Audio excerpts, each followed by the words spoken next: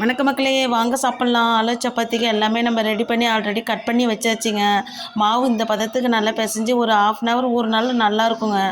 ஏன்னா சப்பாத்திக்கு நீங்கள் மாவு பிசைஞ்சு வைக்கிறத பொறுத்து இருக்குங்க. உடனே டக்குன்னு செஞ்சிட்டிங்கன்னு வச்சிங்களேன், கொஞ்சம் சாஃப்டாக வராதுங்க. நான் ஒரு 1/4 மணி நேரமாவது நல்லா ஊற வச்சுட்டேங்க. வானல் நல்லா எண்ணெய் ஊற்றி எல்லாத்தையுமே நம்ம பொரிச்சு எடுத்துட்டோம். எதுவுமே வேக வைக்கலைங்க. பீன்ஸு, கேரட்டு, உருளைக்கிழங்கு எல்லாமே சின்ன சின்ன பீஸாக கட் பண்ணிவிட்டேங்க. எல்லாத்தையும் நம்ம சில பேர் நீங்கள் குக்கரில் வேக வைப்பீங்களா? அப்படி கிடையாதுங்க. நான் வானல்லே போட்டு எல்லாத்தையுமே ஃப்ரை பண்ணி போல் எடுத்துட்டேங்க. அதுக்கு கரம் மசாலா, சிக்கன் மசாலா, மட்டன் மசாலா கொஞ்சமாக எல்லாத்தையுமே ஆட் பண்ணிவிட்டேங்க. மஞ்சத்தூள். ஏன்னா நம்ம வந்து தனியாக குருமா வைக்கலைங்க. நம்ம சப்பாத்தி போட்டு அதில் வச்சு தான் நம்ம ரெடி பண்ணிகிட்ருக்கோம்.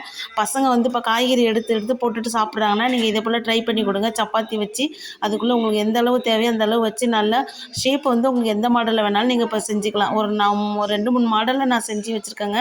நம்ம இது செஞ்சுட்டு இலை பக்கத்தாலே வச்சுருக்கோம். ஏன்னா கொஞ்சம் இலையில வச்சிங்கன்னா நல்லா டேஸ்ட்டாக இருக்கும், உடம்புக்கு ஆரோக்கியமாக இருக்குங்க. நான் மோஸ்ட்லி வந்து சுட சுட சாப்பாடு இருந்தாவே நான் இலையில தான் வச்சுருக்கேன். பார்த்தா எப்படி இருக்குது பார்த்தீங்களா? பிடிச்சிருந்தா லைக் பண்ணுங்கள், ஷேர் பண்ணுங்கள்.